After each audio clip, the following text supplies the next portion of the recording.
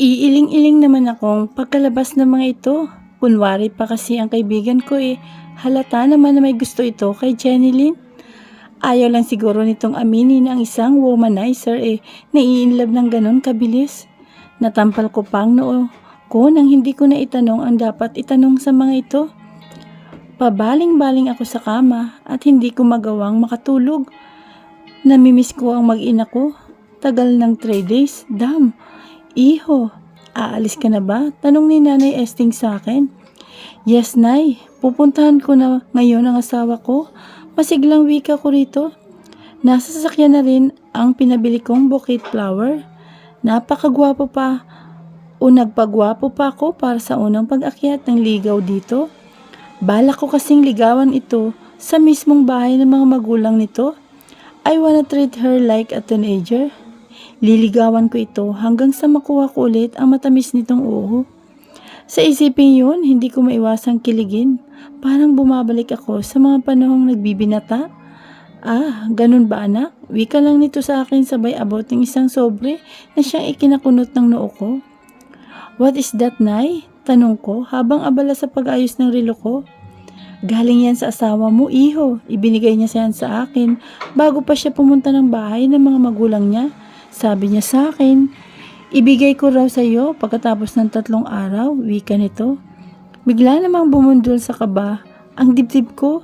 Pakiramdam ko may hindi magandang mangyayari, ngunit mas pinili ko pa rin maging positibo. Mabilis akong umakyat sa library at doon binuksan ang sobre. Isang sulat. Kunot-no ko itong binasa kahit na unti-unting binubundol ng malakas na kaba ang dibdib ko. Nanginginig ang mga kamay ko habang binabasa ang sulat nito.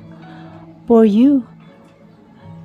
Gusto kong mapag-isa. Gusto kong makaalis sa masasakit na alaala. Gusto kong maging masaya. Ibig sabihin, gusto kong maging malaya.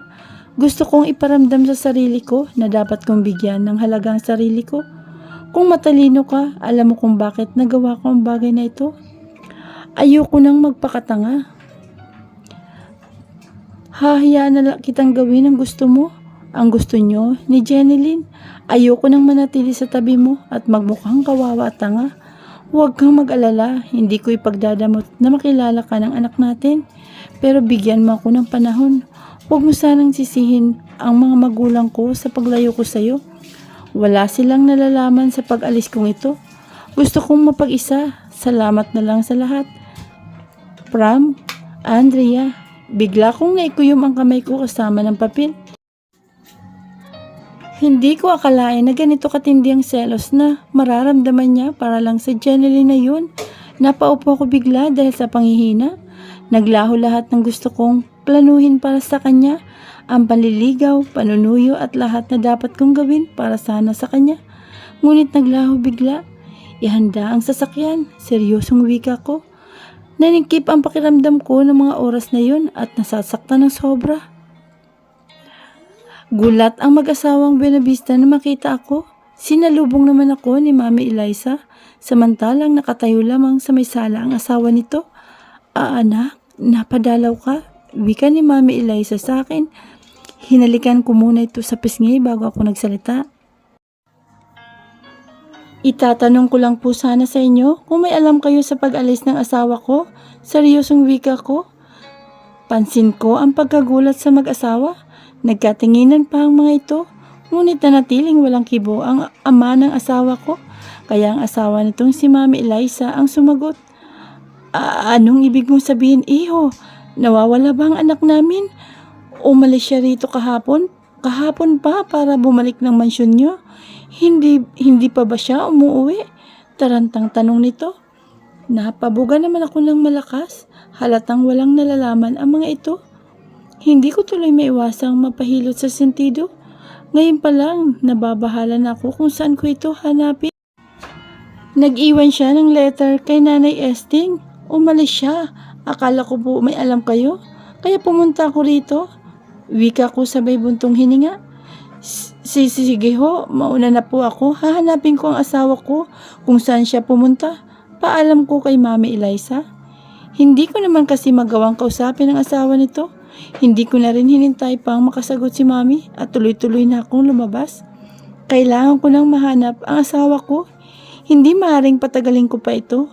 Kahit saang sulok siya ng mundo pumunta, hahanapin at hahanapin ko pa rin siya. Ngunit hindi pa ako nakakapasok ng sasakyan nang marinig ko ang boses ng ama ng asawa ko. Iho, wika nito. Lumingon naman ako sa gawin nito. Kita ko ang pag-aalangan dito at kalungkutan sa mga mata. Pwede ba tayong mag-usap? Sandali, tanong nito. Ilang segundo ang dumaan bago ko nagawang tumango rito. Pumunta kami sa likod ng bahay ng mga ito kung saan naroon ang swimming pool nila. Alam kong galit ka sa akin, pero sana maniwala kang hindi ko kagustuhan ng mga nangyayari noon. Sana mapatawad mo ako, iho, at nakikiusap sana ako sa iyong huwag mo namang idamay ang anak ko sa galit mo sa akin. Handa kong tanggapin kung ipapakulong mo ako. Huwag mo lang sanang tratuhin ang anak ko ng ganito. Wika nito na siyang ikinalingon ko rito sa huling sinabi nito. Parehas kami. Kami nitong nakatayo at nakatingin lamang ako sa kawalan habang pinapakinggan ito. Nabaling lang ang tingin ko rito dahil sa binanggit nito sa huling salita. Malungkot itong nakatingin sa akin. Kung hindi mo alam kung gaano nasaktan ang anak ko nung iniwan mo siya doon sa lugar ng Reyes na yun, masama ang lagay niya noon. Pero iniwan mo siya at mas inuna mo pa ang Jenny na yun kaysa sa asawa mo. Wala man akong karapatang magsalita sa iyo ngayon ng ganito, pero sana hindi mo tinatrato ng ganun ang asawa mo. Hindi mo alam kung gaano siya nasasaktan ng mga panahon yun, kung kailan kailangan ka ng asawa mo. Saka mo lamang ginawa ang bagay na yun na higit masakit sa mga kababaihan ang iwan ang taong mahal nila para lang sa isang babae. Lalo na't asawa mo siya, mahabang wika nito. Lalo tuloy dumoble ang kirot at konsensya sa puso ko. Hindi ko akalain na ganito ang impact na nagawa ko para sa asawa ko. Ni hindi ko magawang makapagsalita dahil tama naman ito. Mali ang nagawa ko sa asawa ko. Pakiramdam ko, maninikip ang lalamunan ko sa pinipigilang emosyon. I have to go po. Nahirapang bigas ko rito. Nakatalikod na ako rito nang magsalita ulit ito. Hahayaan mo muna siya, iho. Wika nito na siyang ikinalingon ko ulit. Dito na may kasamang kunot noo. Kung nasan man ang anak ko ngayon, hayaan mo muna siya. Bigyan mo siya ng kalayaan para sa sarili niya. Hayaan mong kalimutan niya ang masasakit na iparamdam mo sa asawa mo. I didn't say na pakawalan mo na siya. Ang sa akin lang, sakali mang malaman mo kung nasaan ang mag-ina mo, bigyan mo siya ng kahit 1 taon para sa sarili niya, para makalimutan ang masakit na nakaraan. Saka kayo magsimula uli. Huwag kang mag-alala. Sa loob ng 1 taong pakipag-usap ko sa iyo, tinitiyak kong hindi kanya makakalimutan. Mahabang wika nito. Hindi naman ako nakakibo hanggang sa tapikin nito ang balikat ko at umalis sa harapan ko. Tulala naman ako habang nasa biyahe.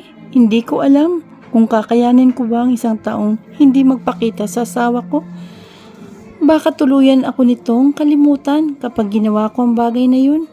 Pero siguro tama naman ang ama nito. Kailangan ko muna sigurong bigyan ng panahon ang asawa ko upang makalimot ito sa lahat ng sakit na naipadama ko sa kanya. Saka ako ulit magpapakita sa kanya at manliligaw. Magsisimula uli ako sa umpisa na wala nang samaan ng loob o hinanakit. Iyong kakalimutan na ang mga nakaraan na siyang naging dahilan ng pagiging ganito namin sa isa't isa. Pero kailangan ko munang malaman kung nasaan siya at hindi rin naman ako matatahimik kapag hindi ko nalaman na nasa mabuti siyang kalagayan ngayon. Ilang oras rin akong nakipag-usap sa telepono sa iba't ibang investigador sa ibang bansa para ipahanap ang asawa ko kung saan ito maring nakatira. Kahit dito sa loob ng Pilipinas, kumuha rin ako ng ilang investigador para ipahanap ang asawa ko. Gusto ko lang makasigurong safe ang mag-ina ko. Marahas akong napabuntong hininga habang nakatingin sa labas ng building sa loob ng opisina ko. Nakapamulsa ako habang iniisip ang asawa ko. I'm sorry honey, pero kung ito ang gusto mo upang maghilom ang sakit na nagawa ko sa iyo, sige, pagbibigyan kita. Pero sandaling panahon lang ay bibigay ko sa'yo, honey. Kailangan kong tapusin ang dapat tapusin para kapag nakipagkita uli ako kay Andrea, wala nang dahilan para magselos o masaktan pa ito.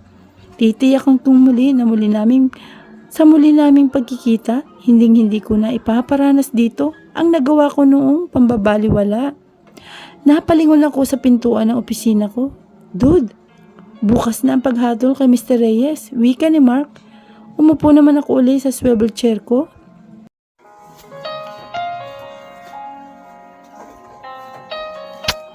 Pupunta ka ba? Tanong naman ni Vince. No, tayo nang bahalang pumunta sa korte. Wika ko. I heard na pauwing Pilipinas ang asawa nitong babae. Kaya baka bukas naroon din yun sa korte para sa asawa niya. Wika naman ni Vince. Ang anak pala nito, magaling na ba? Tanong naman ni Kit. Hindi naman ako kumigbo at wala na rin akong nalaman dito simula nang iwanan ko ito sa ospital kay Mark. She's fine, maikling sagot ni Mark. How did you know? I thought si Dude ang nagdala sa kanya sa ospital. Wika ni Vince na may pananukso sa tono nito. Pansin ko rin ang pag-iwas ni Mark at pagtikhim. Pinabantayan sa akin ni Nick, sagot lang nito. What's funny? Tanong nito bigla nang mapansin siguro nitong tumatawa ng mahina ang tatlo. Halata ka na kasi ayaw mo pang aminin. Wika pa ni Vince na sinabayan ng malakas na tawang ng tatlo.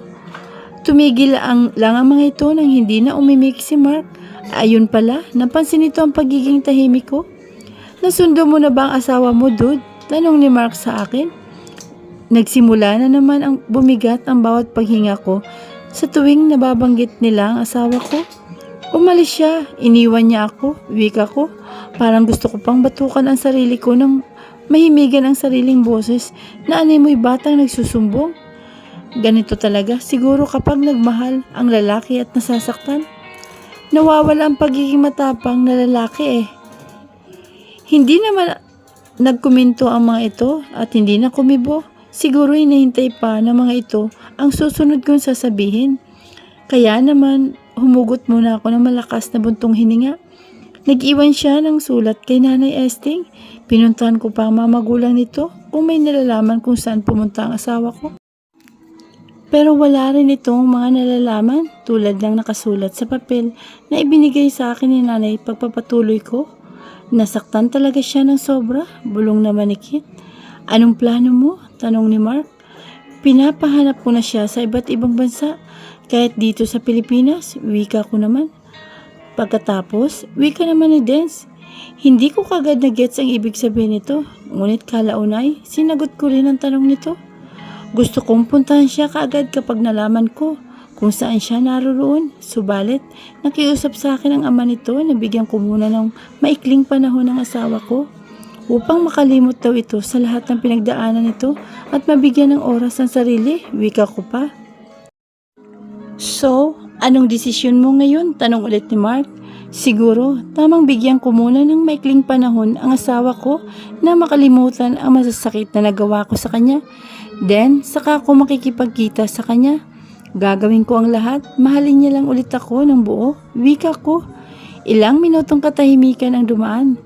Sabihin mo lang sa amin if you need help, Dude. If ever na mahirapan ka sa paghahanap sa asawa mo, wika ni Mark. Tumango naman ako sa mga ito. Ramdam ko ang sakit at kalungkutan sa puso ko. Pakiramdam ko, I'm not deserving for my wife. Pero hindi pa naman huli ang lahat upang maitama ang pagkakamali ko. Hindi ko hayaang mawala ng tuluyan ang mahal kong asawa at ang anak namin. Ma'am, wika ni Jenny Lynn sa kanyang ina. Sinundo niya ito galing airport. Anak, ano bang nangyari? Tanong nito kagad kay Jenny Lynn. Sasabihin ko sa iyo, ma'am. Pagkarating natin sa bahay, wika ni Jen. Kitang-kita ni Jenny Lynn ang pagkabahala at pagkatakot sa mukha ng kanyang mami. Kahit siya man nalulungkot sa maring kalabasan ng daddy niya, ngunit kailangan itong magbayad sa lahat ng ginawa nito. Mahal ko si daddy, ngunit hindi rin kaya ng konsensya ko ang mga ginawa niya na dapat niyang pagbayaran. Now tell me anak, anong nangyari? Bakit nasa kulungan ng daddy mo? Tanong ulit ng mami ni Jen, nagpagkaraan ng ilang sandali. Nasa mansyon na sila ng mga oras na yon. Kalat na rin sa mga news ang pagkakahuli sa daddy niya. Humugot muna siya ng malalim na buntong hininga bago sinimulan ang pagkukwento sa kanyang ina. Gusto niyang maawa sa luhang pumatak sa mga mata nito. Wala siyang magawa kundi yakapin na lamang ang sariling ina, kahit siya man napapaluha rin. Bakit niya nagawa ang bagay na yon? Humihikbing wika ng kanyang mami. Hinahagod ko na lamang ang likod nito upang maibsan ang bigat na nararamdaman nito. Ngunit bigla na lang itong napatigil sa pag-iyak at gulat na napatingin sa akin. What's wrong, ma'am? Why are you staring like that? Maang natanong ko kay mami. Ano nga ulit ang last name ng nakaaway ng daddy mo, anak? Tanong nito. Mga Montenegro po, ma'am, tulad ng sinabi ko sa inyo. Namatay ang mag-asawa dahil sa kagagawa ni daddy at ang naiwan na lamang ang nag-iisang anak ng mga ito. Si Kuya Nick Montenegro, wika pa nito na may halong pagtataka. Nangunot noo ako na makita ko ang pagkagimbal sa mukha nito habang nakatingin sa akin. May problema ba, ma'am? Kilala niyo ba si Kuya Nick o ang mag-asawang Montenegro? I asked her. Ngunit umiling-iling lamang ito habang nakatulala. Hindi ko naman mapigilang makaramdam ng kakaiba sa ikinikilos nito ngayon. Nararamdaman ko rin ang pagbundol ng kung ano sa dibdib ko. Hindi ko lang alam na may anak pala ang mag-asawang yun. Bulong nito na parang wala sa sarili. Kailan nga ang hatol sa daddy mo? Pagkuway tanong nito. Tomorrow, ma'am, wika ko rito. Sige anak, magpahinga muna ako. Paalam nito sa akin. Naiwan naman ako may pagtataka sa biglang ikinikilos ng mami ko. Hindi kaya kilala niya ang mag-asawang Montenegro? Pero posible naman yun at mayaman ang mga ito. Pero bakit ganun lala ang pagkagulat ng mami ko? Napabuntong hininga na lang ako sa katuluyang pumasok ng sariling kwarto. Malumbay ang pakiramdam niya dahil sa sasapitin ng daddy niya. Ngunit wala naman siyang magawa. Dahil isang malaking kasalanan ang nagawa nito sa batas at sa harap ng Diyos. Pabalik-balik naman si Mrs. Reyes sa master bedroom. Nanginginig ang mga kamay at sobrang kinakabahan. Anong gagawin ko? Dapat ko bang sabihin ang katotohanan sa binatang yun? Pero maniwala kaya siya? Pero kailangan, hindi maring itago ko ito habang buhay. Unfair para sa dalawa kapag itinago ko ang lihim na kay tagal kong itinago. Kinabukasan. Mr. Jose Reyes, hinahatulan ka ng habang buhay dahil sa pagkamatay ng mag-asawang Montenegro. 10 taon na ang nakakalipas. No, hindi maaari. Attorney, sigaw ni Reyes. Rinig naman ni Mark ang hikbi ng asawa nitong babae. Masakit din para sa kanyang makitang umiiyak o nasasaktan ng babaeng mahal niya.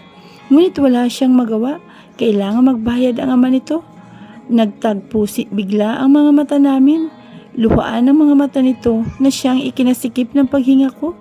Gustong-gusto ko itong lapitan at yakapin. Napansin niyang bigla itong umiwas ng tingin at niyakap ang sariling ina habang umiiyak ito. I'm sorry, Mr. Reyes. I did my best. Rinig naman wika ng attorney nito. No, wait. I need to talk to my wife and daughter. Sigaw nito. Samantalang kami namang apat na magkakaibigan, nakatingin lamang sa mga ito. I'm sorry, darling, wika ni Reyes sa asawa. At first time naming makita itong umiiyak sa harapan ng mga tao. Nagkatinginan pa kaming magkakaibigan. Akalain mo, marunong din pala itong umiyak. Mag-iingat kayo ha, patawad sa mga nagawa ko. Wika pa nito hanggang sa tumingin ito kay Jenilyn. Anak, lumuluhang pagtawag nito sa anak niya. Humakbang naman si Jen papunta sa daddy niya at yumakap dito. Patawarin mo si daddy anak. Mahal na mahal ko kayo ni mami. Huwag mong pababayaan si mami ha. Wika pa nito. Lalo lang naming narinig ang iyakan ng magpapamilya hanggang sa kunin na ito ng mga pulis. Naiwan naman ang mag-inang umiiyak. Rinig ko pa ang malalakas na buntong hininga nila Dens, Kit at Vince. I'm sorry, mahinang wika ni Mark kay Jenilyn nang dumaan ito sa kanila. Lalo pang bumigat ang pakiramdam ko nang makita ang luha nitong mga mata. Akmang hahakbang ako para sana yakapin ito, ngunit bigla naman itong nagsalita. It's okay, deserve you ni Dad. Masakit pero kailangan tanggapin. Ang hirap lang kasi na habang buhay pala siyang mabibilanggo. Napahikbi ito ng malakas na kaagad namang nitong pinipigilan. We have to go, wika pa nito. Ihatid ko na kayo. Wika pa ni Mark. Kitang-kita ni Mark ang pagkagulat sa mukha ng ina ni Jen. No, may driver kaming kasama. Salamat na lang. Wika ni Jen sa katuluyang umalis kasamang mami nito. Ilang sandali ang lumipas nang pare-pareho na kaming nasa parking lot na magkakaibigan. So, magdi-deny ka pa rin ba sa amin? Panunokso ni Vince. Halata na dude, wag na magkaila pa. Natatawa namang wika ni Kit. Umiling lamang ako sa mga ito. Wala ako sa panahong makipagbiruan. Sa kanila, pansin ko namang bigla silang nagseryoso. Mukhang malalim ang iniisip mo. Untag na wika ni Dance. Iniisip ko lang mag-ina ko. Mauna na kayo. May pupuntahan lang ako. Paalam ni Mark sa mga ito. Naiwan naman ang tatlong naguguluhan. Samantalang nakahinga naman ng maluwag ang mag-asawang Buena Vista dahil sa news na nakita nila sa pagkakakulong kay Mr. Reyes. Nakaramdaman ng kalungkutan si Mr. Buena Vista para sa dating kaibigan, ngunit wala na siyang magagawa para dito. May kasalanan ito na dapat pagbayaran. Ang ipinagtataka niya lang kung bakit hindi siya nito idinamay nung tanungin ito sa korte. Blanko naman ang mukha ni Nick habang tinitingnan si Mr. Reyes habang lumuluha na kinakausap ang asawa at anak. Hindi niya napigilan ang mapakuyom. Ngayon, nararamdaman mo rin kung paano ang mahiwalay sa pamilya. Pasalamat ka nga, buhay ka pa. Kahit papano, makikita mo pa sila. Ako, kahit gustuhin ko bang makita ang mga magulang ko, hindi ko na magagawa pa. Ngayong mararamdaman mo kung paano kahirap o kung gaano kahirap ang mawalay sa mga mahal sa buhay. Nagpakawala siya ng marahas na buntong hininga. Ngayon, oras na para ang sariling pamilya ko naman ang ayusin ko.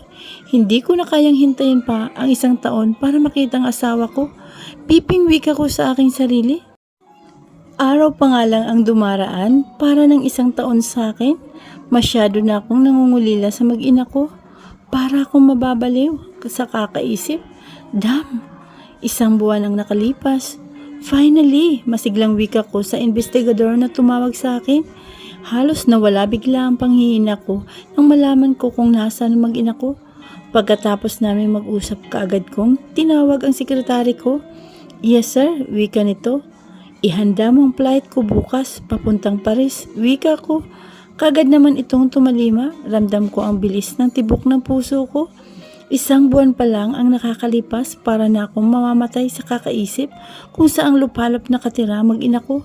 Mabuti na lamang ay naging mabilis ang paghahanap dito. Lahat talaga kayang paikutin sa pera. Hindi niya maiwasang mapapuntong hininga. Wait for me, my wife and baby. Damn, I miss them so much. Masyado na akong nangungulila. Sa isiping yon, hindi ko naiwasang makaramdam ng pamimigat sa dibdib. Gustong-gusto ko na silang makita as soon as possible. I'm sorry Dad, pero hindi ko masusunod ang nais nyo para sa asawa at anak ko. Hindi ko kakayanin ng 1 taon. Fuck, 1 buwan pa nga lang nababaliw na ako. 1 taon pa kaya? Sa 1 buwang lumipas, wala na akong halos balita sa asawa ni Reyes, kahit kay Jenny Lynn. Hindi ko na rin tinatanong pa si Mark na alam kong may ugnayan ito sa babae. Sir, tomorrow afternoon ang flight nyo, papuntang Paris po. Wika ng sekretary ko. Palakad-lakad naman ako sa kakaisip kung anong unang gagawin sa muling pagkikita namin ng mahal kong asawa. Hindi ko maintindihan kung bakit kinakabahan ako na akala may nagbabalak manligaw sa isang estranghero na babae. Kinabukasan, nasa airport na ako ng mga oras na yun. Hinihintay na lamang ang oras ng flight ko.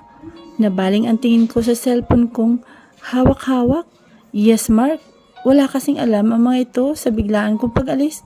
Wait me there. Sagot nito. Napakunot noon naman ako dahil sa sinabi nito. Napatingin na rin ako sa rilong nasa bisig ko. Alam mo kung nasaan ako? Maang natanong ko. Yes, pumunta ako ng opisina mo, pero wala ka at paalis ka raw. Papuntang Paris, but I have something important to tell you. Wika nito. Hindi ko naman maunawaan kung bakit biglang bumundol sa kaba ang dibdib ko. Napakaseryoso kasi ng boses ng kaibigan ko, kaya alam kong hindi ito nagbibiro sa importanteng sasabihin nito. I'll hang up, just wait me there. Wika pa nito at kaagad namatay ang tawag. Napahilot naman ako sa sentido. 45 minutes na lang ang natitira sa isip-isip ko, but in just 20 minutes, dumating ito kaagad. What is it? Sobra bang importante ang sasabihin mo? Nagawa mo pang sumugo dito sa airport? Tanong ko sa pamamagitan ng pagbibiro sa huling sinabi ko. Ngunit seryoso talaga ang mukok-mokong, kaya hindi ko tuloy maiwasang kabahan. Cancel the flight, wika nito.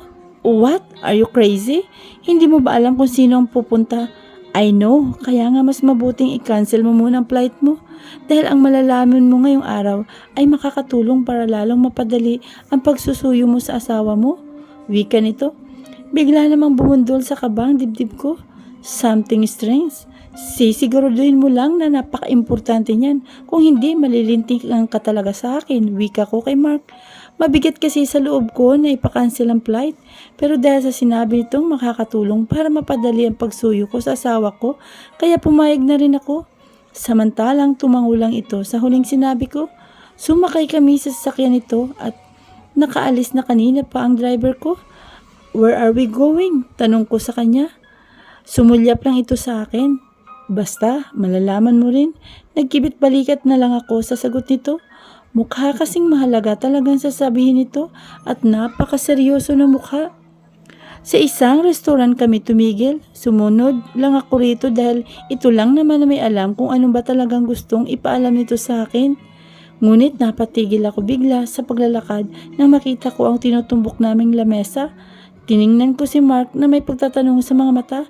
Tumigil din kasi ito sa paglalakad nang maramdaman siguro ang hindi ko paghakbang. Siya nga, may dapat kang malaman sa kanya, wika ni Mark. Umiiling pa ako na parang hindi makapaniwala. Tinapik naman ako nito sa balikat. Hintayin kita sa labas, wika nito. Akmang magpuprotesta ako nang mabilis itong umalis sa harapan ko. Wala akong nagawa kung hindi magpakawala ng buntong hininga.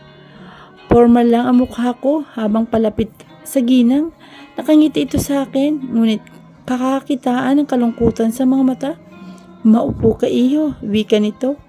Lihim pa akong napalunok ng mahimigan ang kalambingan sa busis nito. Marahan naman akong umupo sa katapat nito. Ilang sandaling katahimikan bago ito nagpakawala ng buntong hininga.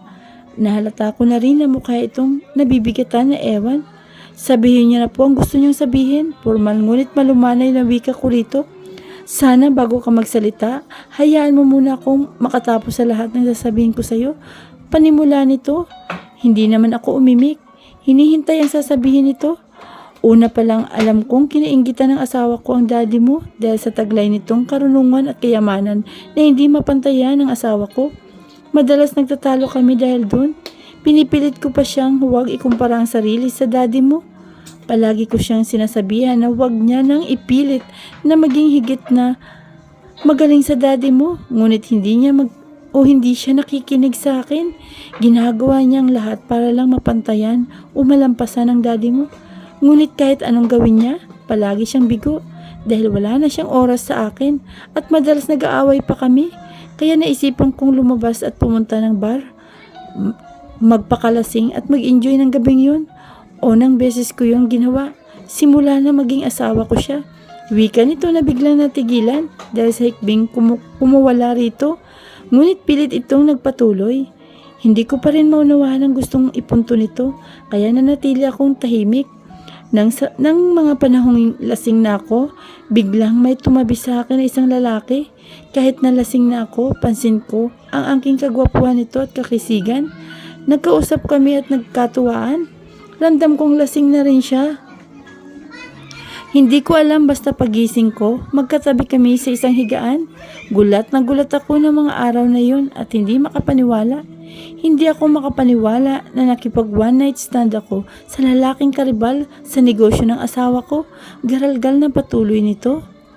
Doon naman biglang tinambol sa kabang dibdib ko. Nakukuha ko na ang gusto niyang iparating, ngunit pilit kong itinatanggi sa aking isipan. Mabilis ang kilos ko noon na umalis sa lugar na yon dahil sa takot at guilt sa nagawa ko sa asawa ko. Nang araw na yon, nasaktan ako ng asawa ko dahil sa ginawa kong paglabas at pagpunta sa bar. Ngunit wala siyang nalalaman sa aking ginawa. Hanggang sa malaman ko na lang na buntis ako, umiiyak ng wika nito. Nanikip rin ang bawat paghinga ko, pati lalamunan ko parang sinasakal ito. Sa maring sabihin pa nito, ni hindi ko na rin magawang tumingin dito. Bubuntis ako at hindi siya ang ama, kundi ang lalaking karibal niya sa negosyo. Walang iba kundi ang ama mo, iho. Gulat akong napatingin dito. Kahit na may alam na ako sa kalalabasan ng kwento nito, hindi ko pa rin maiwasang magulat sa ibinunyag nito. Akmang tatayo ako nang pigilan nito ang braso ko. Hindi pa ako tapos. Hayaan mong masabi ko ang lahat sa araw na ito. Pagsusumamo ng boses nito. Napilitan naman akong manatili at makinig pa sa maring sabihin nito. Hindi na rin ako naalis ang malakas na kaba sa dibdib ko. Hanggang ngayon, wala siyang alam sa lahat sa nagawa kong katakasalan sa kanya. Hindi ko kayang magtapat. Natatakot akong itakwil niya ang anak namin. Hindi ko kakayanin. Kahit ang ama mo, walang nalalaman na may anak siya sa akin. Simula kasi nang nangyaring yon, hindi na ako muling lumabas pa at natatakot akong makita ang ama mo. Pagpapatuloy pa nito, pumikit naman ako ng mariin. Bawat salita nito, nagpapakaba sa dibdib ko. Nasabi ko sa sarili ko na ililihim ko na lang ito habang buhay, lalo na nang malaman kong namatay ang mga magulang mo. Ng mga panahon kasing yun, nasa ibang bansa kami. Hindi ko naman akalain na kaya pala kami biglang lumipat doon dahil may ginawang masama ang asawa ko. Akala ko nga walang anak ang mag-asawang Montenegro, kaya nawalan ako ng pag-asang ibigay ang karapatan para sa anak kong malaman ang tunay na ama nito. Kaya laking gimbal ko nang marinig ko sa anak kong anak ng mag-asawang Montenegro. Naisip ko na ito na ang oras para ipaalam ko sa anak ko ang tunay na ama nito at ipaalam na may kapatid ito sa ama. Ayoko naman kasing ipagdamot sa anak ko. Ang bagay na yun, pareho kaming natahimik ng ilang sandali. Sana matanggap mo si Jenny Lynn bilang isang tunay na kapatid. Alam na rin niya ang lahat. Kahit siya man, gulat na gulat sa lahat ng nalaman. Hindi ko pa nga lang alam kung paano ko sasabihin ang katotohanan sa asawa ko. Ang mga bagay na ito, lalo na't nasa kulungan siya. Wika nito habang patuloy sa pagluha. I have to go, mahinang wika ko rito. Sa dami ng sinabi nito, wala akong maisip na sabihin. Ngunit napatigil din ako sa paghakbang dahil sa sinabi nito.